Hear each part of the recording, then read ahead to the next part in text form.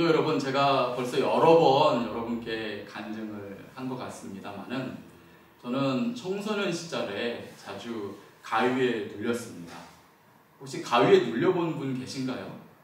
가위에 눌릴 때면 온몸이 묶인 것처럼 꼼짝을 못합니다. 주변에서 어떠한 일이 벌어지는지를 훤히 알고 눈을 감고 있어도 그게 다 보입니다. 그런데 손가락 하나도 발가락 하나도 움직일 수가 없습니다. 모든 가위 눌림이 다 그런 것은 아닙니다만은 저의 경우에는 이 가위 눌림이 영적인 것이었습니다. 영적으로 얽매여 있는 것이 가위 눌림이라고 하는 현상으로 저를 계속해서 괴롭혔지요. 저는 어릴 때부터 예수를 믿었습니다. 하지만 예수님께서 다른 사람 때문이 아니라 저의 죄를 대신하여서 십자가에서 죽으셨다는 그 사실을 마음 깊은 곳에 받아들이지는 못했습니다. 그러다가 고등학교 1학년 때 우연히 친구가 전해준 복음성가 테이프를 듣게 되었습니다. 거기에 그 찬양이 하나 있었는데 찬양의 가사가 성경 구절로 되어 있는 찬양이었습니다. 바로 이사야서의 말씀을 찬양을 통해서 제가 듣게 된 것입니다. 이사야서 53장 4절의 말씀이었는데요.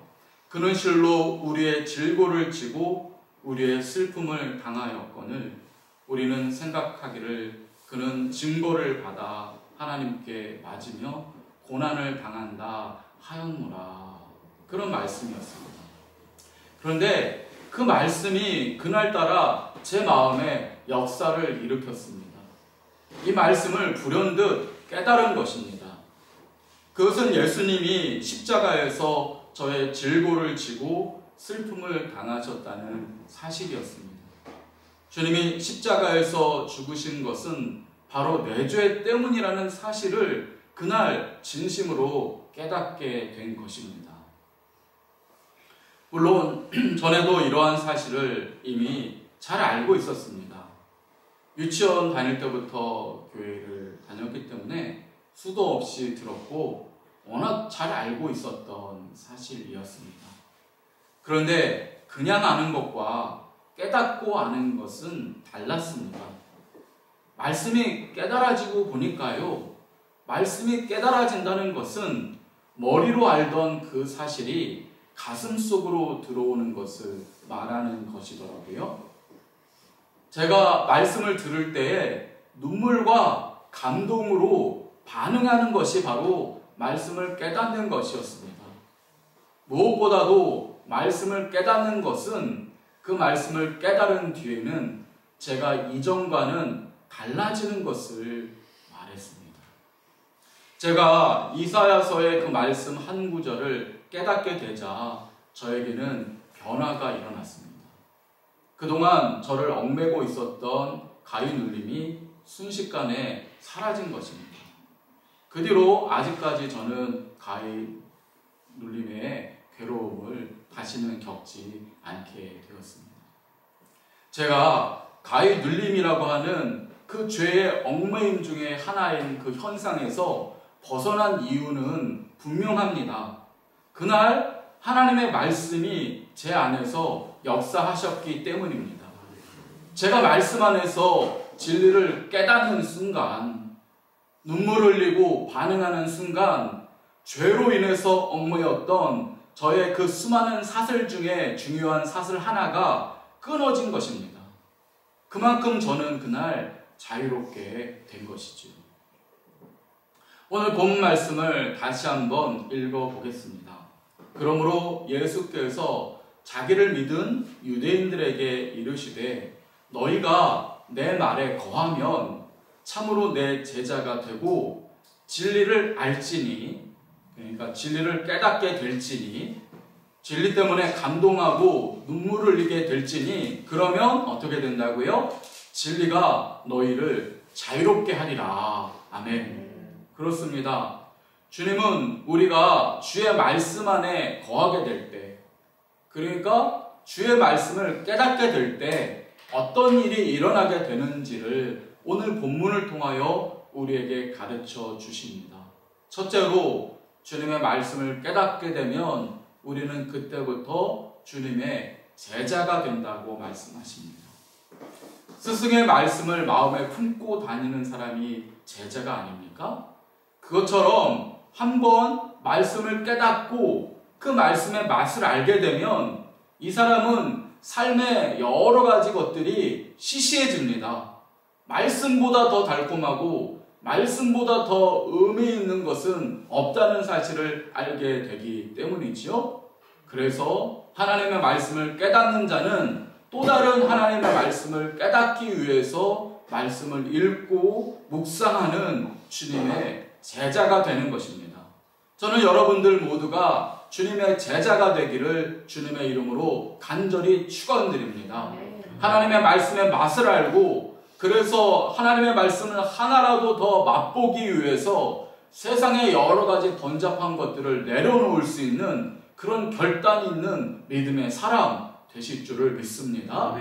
둘째로 우리가 이렇게 주님의 제자가 되어 말씀을 붙들게 되면은 어떤 일이 일어나느냐? 주님의 진리를 깨닫게 된다라고 말씀하고 있습니다. 이제는 점점 하나님의 말씀을 깨닫는 빈도수가 늘어나는 것입니다. 목사뿐만 아니라 말씀을 사랑하는 사람들이라면 계속해서 이렇게 하나님의 말씀이 읽을수록 깨달아지는 그런 은혜가 주어진다는 것입니다. 세 번째로 이렇게 진리를 깨닫게 되면 우리를 얽매이고 있었던 것들이 풀어지면서 우리는 참 자유를 누리게 된다는 것입니다.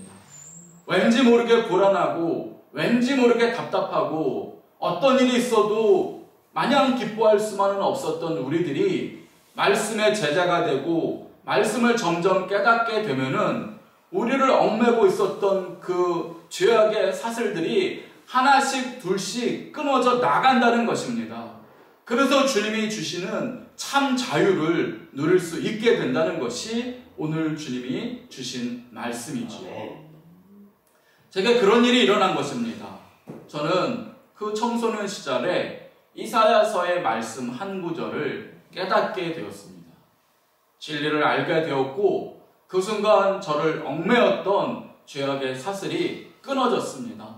뿐만 아니라 그 경험이 너무 귀해서 계속 말씀을 연구하고 말씀을 소중하게 생각하는 그런 청소년이 되었죠.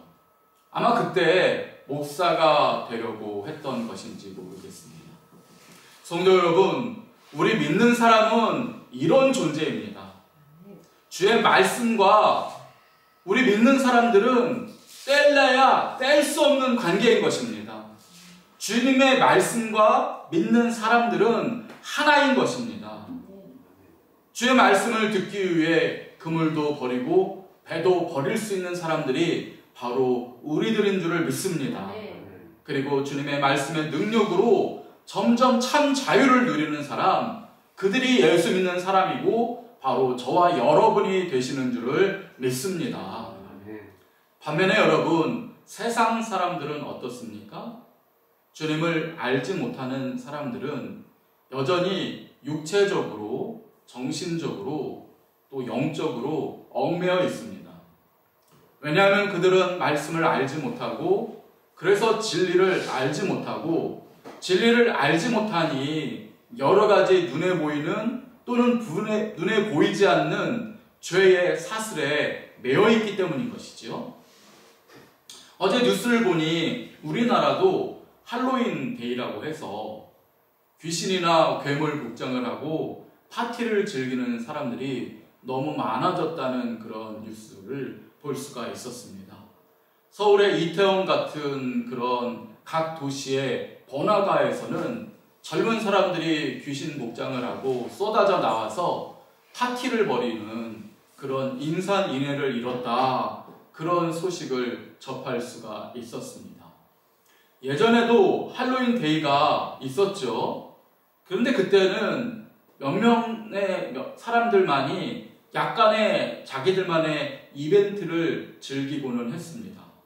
대부분은 그때 어린 아이들이 사탕 좀 받아가는 그런 좀 재미있는 날 정도로 우리가 여겼지요. 그렇지만 요즘은 이날을 광란의 파티로 보내는 사람들이 부쩍 늘어났습니다. 그런데 이 할로윈 데이를 그저 즐겁게 즐기는 하나의 문화로 보기에는 그 유래를 알면 참 끔찍합니다. 이날은 원래 유럽의 켈트족이 가졌던 그릇된 공포와 두려움에서 비롯된 날이기 때문이지요. 켈트족들은 무엇을 두려워했느냐 하면 사람들이 죽으면은 이승을 떠나기 전에 1년 동안은 살아있는 사람의 몸에 들어간다. 그런 생각을 가졌습니다. 그들은 그것을 진심으로 두려워했습니다. 그 거짓된 사슬에 그들은 얽매여 있었던 것입니다. 그래서 켈트족이 한 것이 무엇인지 아십니까? 매년 10월의 마지막 날이 되면은, 즉 어제처럼 10월 30일이 되면 켈트족은요, 자신의 몸에 귀신이 들어오지 않게 하려고 처녀를 마을마다 잡아 죽여서 인신제사를 드렸습니다.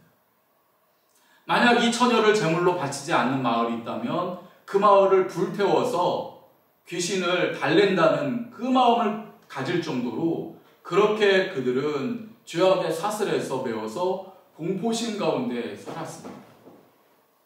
귀신이 들어온다는 그 10월 31일이 되면 죽은 처녀의 그 피를 자기 몸에 바르고 귀신보다 더 무서운 복장을 함으로써 귀신이 자기 몸 안에 들어오지 못하도록 한 것입니다. 그것이 할로윈 데이의 유래이지요. 생각해보면요, 그 켈트족 사람들은 하나님의 말씀을 알지 못했습니다. 그들은 주님이 주신 복음을 알지 못했습니다. 주님이 모든 죽음과 죄악의 사슬을 끊으셨다는 사실을 그들은 알지 못했습니다. 그렇기에 거짓된 생각의 노예가 되어서 사람을 매년마다 잡아 죽이는 마귀의 종노릇을 한 것입니다. 그랬던 그 켈트족들에게 복음이 들어가게 되었지 않습니까? 복음이 들어간 뒤에 그들은 달라집니다. 오늘날 켈트족은 오스트리아와 독일과 스위스 사람들의 조상이 되는데요. 그렇게 사람을 잡아 죽이던 켈트족에게 하나님의 말씀이 들어가니까, 복음이 들어가니까 어떻습니까? 스위스라든지 독일 얼마나 잘 살고 거의 대부분이 개신교인인 나라가 아닙니까? 모두가 부러워하는 1등 국가를 이루게 된 것입니다. 성도 여러분, 오늘 우리가 사는 이 세상도 마찬가지라고 생각합니다. 주님이 주신 말씀 안에 거하지 못하는 사람에게는 자유가 없습니다. 그들의 삶에는 두려움과 불안이 떠나질 않습니다. 그러나 말씀이 들어가면 처녀를 인신공양하던 사람들이라도 참 자유를 누리는 사람으로 변화되는 것입니다. 오늘 우리 가운데 말씀이 들어가기를 간절히 바랍니다. 하나님의 말씀이 머리 안에 머무는 것이 아니라 그 말씀이 우리의 가슴을 침투하여서 깨닫게 되고, 그래서 그 말씀 때문에 감동하고 변화되어서 여러분을 얽매고 있는 그 모든 사슬들이 하나씩 하나씩 끊겨져 나가는 그 참다운 자유를 누리게 되시기를 간절히 바랍니다. 호주 시드니의 한 교도소에서 일어난 일입니다. 이 교도소에 수감된 죄수 중에 한 사람이 탈옥을 꿈꿨습니다. 그는 빵 배달차가 매일 일정한 시간에 교도소에 들어왔다가 나가는 것을 눈여겨봤습니다. 그래서 감시가 소홀한 틈을 타서 은밀히 그 차의 밑바닥에 숨어들었습니다. 그 차 안은 산소가 부족해서 숨이 막힐 정도로 답답했다고 합니다. 온몸에 땀과 먼지로 범벅이 됐습니다. 하지만 이 죄수는 얼마 후면 펼쳐질 그 자유를 생각해서 그 차 안에서 계속 숨어서 꾹 참아냈다고 합니다. 이윽고 차가 멈췄습니다. 아무도 사람들의 인기척이 없어서 이제 됐다 싶어서 그는 차에서 내렸습니다. 그런데 이게 웬일입니까? 이 빵 배달차가 도착한 곳은 옆에 인근 교도소였던 것입니다. 그가 자유의 땅이라고 생각했던 곳은 또 다른 교도소였을 뿐이었습니다. 그는 곧바로 붙잡혀서 다시 감옥으로 보내졌고 이번에 15년이나 그 형기가 연장이 되었다고 합니다. 성도 여러분, 이렇게 어처구니 없는 일들이 오늘 세상 사람들에게 일어납니다. 그들은 나름대로는 자기 힘으로 자유를 얻으려고 애를 씁니다. 어떤 사람은 돈이 자유를 가져다 준다고 믿고 평생을 돈 버는 일에 버립니다. 어떤 사람은 지식을 쌓으면 자유를 얻을 것이라고 생각하고 평생 학자 소리 들으면서 공부를 합니다. 그런가 하면 어떤 사람들은 산속에 들어가서 혼자 누리는 자유를 얻어보려고 하는 사람도 있고요. 또 요즘에 뉴스를 보니 코로나19 이후에 낚시하는 사람들이 그렇게 많이 늘었다고 합니다. 낚시터에서 조용한 자유를 누려보려고 하는 것이지요. 그리고 많은 청소년들과 청년들은 어떻습니까? 젊은 사람들은 요즘에 여러 가지 얽매이는 것이 많으니까 술독에 빠지거나 게임 중독에 빠지거나 인터넷에 중독되어서 자신들의 이 답답한 현실 가운데서 상상의 자유를 좀 얻어보려고 중독에 빠지기도 합니다. 이처럼 상황과 방법은 다르지만 세상 사람들은 나름대로 자신에게 자유를 가져다 주기 위해서 여러 가지로 탈출 방법을 모색합니다. 하지만 여러분, 그 결과는 어떻습니까? 이 모든 행위들은요, 이 감옥에서 탈출하여 저 감옥으로 들어가는 기막힌 감옥살이의 연속일 뿐입니다. 여러분, 인간은 언제 참 자유를 누릴 수 있을까요? 오직 주님의 말씀 안에 거할 때뿐입니다. 말씀을 깨닫고 그 말씀의 능력으로 우리를 얽매는 죄악의 사슬들이 끊어져 나갈 때만 우리는 참 자유를 누릴 수 있는 것입니다. 성도 여러분, 요즘 저에게는 큰 고민이 하나 있습니다. 제가 목사지 않습니까? 제가 할 일이 무엇입니까? 말씀을 깨닫는 것이고 깨달은 말씀을 성도에게 전달하는 것이 제 직업입니다. 근데요, 요즘 저에게 주님의 말씀을 깨닫는 은혜가 없습니다. 저의 인생에 말씀의 기갈이 찾아왔습니다. 할머니들과 목사님들이 제일 좋아하는 단어가 있다고 합니다. 그게 뭔지 아십니까? 영감입니다. 하나님께서 말씀에 영감을 주셔야죠. 깨달음을 주셔야 그 깨달음으로 목사가 먼저 감동하고 그 안에서 변화를 받아야 살아있는 말씀을 여러분에게 전할 수 있는 것입니다. 그런데 기갈이 찾아오니 아무리 머리를 굴려보고 아무리 답답한 마음을 쳐봐도 말씀이 깨달아지지 않는 것입니다. 그럴 때마다 여러분 앞에 설 때 얼마나 부끄럽고 얼마나 답답한지 모릅니다. 저는 그 이유가 무엇일까를 가만히 생각해 봤는데요. 그 중요한 이유는 제가 영적 게으름에 빠져 있기 때문이라는 사실을 알게 되었습니다. 이번 코로나 사태로 우리 드리는 예배가 줄어들지 않았습니까? 주일 오후 예배도 드리지 않은 때가 꽤 되었고요. 수요 예배도 없었습니다. 그러다 보니 제가 말씀 연구를 게을리하게 되었고 그러다 보니 점점 말씀을 깨닫는 은혜가 사라졌던 것입니다. 여러분, 말씀은요, 보면 볼수록 말씀을 보는 시간을 들이면 들일수록 깨닫는 은혜가 있습니다. 샘솟는 은혜가 있습니다. 하지만 말씀을 보지 않으면 점점 그러한 은혜를 받기가 어려워지는 것입니다. 목사만 그런 것이 아니라 모든 하나님 믿는 사람은 다 마찬가지입니다. 어떤 사람은 일주일에 한 번, 그것도 목사가 다 풀어서 귀에 집어넣어주는 그 말씀만 겨우 먹고 살아갑니다.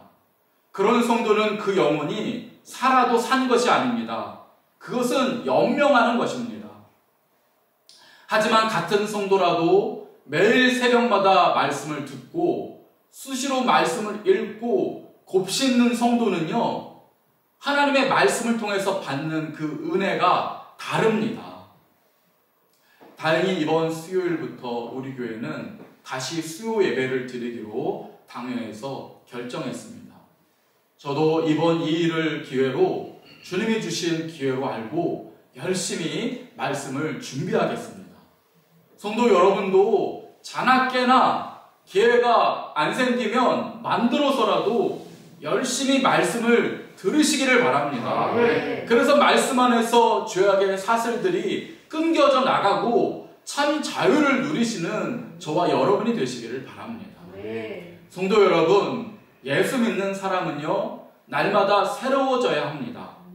왜 그런 줄 아십니까? 우리는 예수님을 믿는 순간부터 주님으로부터 새로운 생명을 얻었기 때문입니다. 우리의 옛 생명은 죽었습니다. 주님을 주님이라고 고백한 순간부터 우리 안에는 주님이 주시는 새로운 생명이 들어와 있는 것입니다.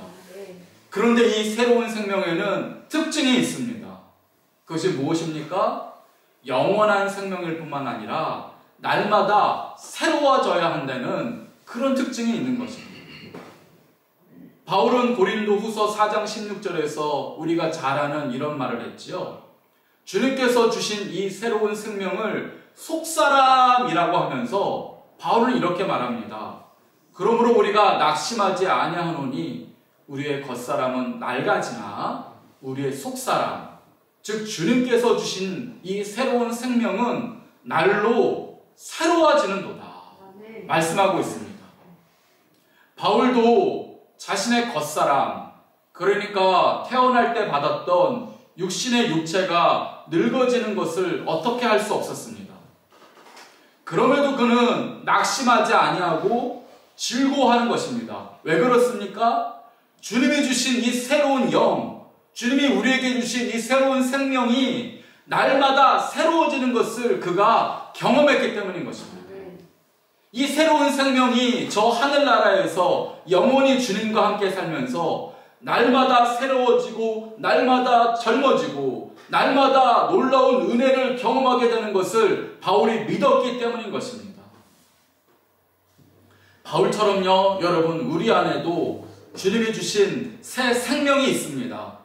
우리가 예수님을 주님이라고 고백하는 순간 주께서 주의 영을 우리 안에 부어넣어 주셨습니다. 근데 여러분, 이 새로운 생명을 위해서는 반드시 해야 하는 것이 있습니다. 그것은 날마다 주의 말씀을 공급해 주는 것입니다. 날마다 이 새로운 영, 우리가 받은 이 새로운 영에는 하나님의 생명 양식을 공급해 줘야 하는 것입니다. 성도 여러분, 죽는 것은 두려워하지 마십시오. 어차피 죽는 것은 우리의 겉사람일 뿐입니다. 우리가 두려워해야 할 것은 주님이 핏값을 사시고 우리에게 새롭게 주신 속사람이 하나님의 말씀을 공급받지 못하는 사실입니다. 그것을 두려워해야 하는 것입니다. 우리의 영적 게으름으로 인하여 이 새로운 생명이 하나님의 말씀을 공급하지 못한다면 그것이야말로 두려운 일입니다. 우리의 속사람이 주님의 말씀을 마음껏 먹고 참 자유를 누리게 하십시오. 아멘. 이 생명이 말씀을 공급받지 못한다면 우리는 주님께서 십자가에서 흘리신 그 보혈의 희생을 배반하는 것입니다. 이제 올해도 2달밖에 남지 않았습니다. 이 남은 시간을 말씀과 함께 살아가시고 후회하지 않는 올해 2020년이 되시기를 주님의 이름으로 축원드립니다. 아멘. 기도하겠습니다. 주님, 말씀이 우리 안에 거하게 하시고 진리를 깨닫게 하옵소서. 그래서 우리를 얽매였던 죄악의 사슬들이 하나씩 둘씩 끊어져 나가는 참 자유를 누리게 하여 주옵소서. 우리를 자유케 하시려고 십자가에서 고귀한 생명을 내어주신 우리 주 예수 그리스도의 이름으로 기도드립니다. 아멘.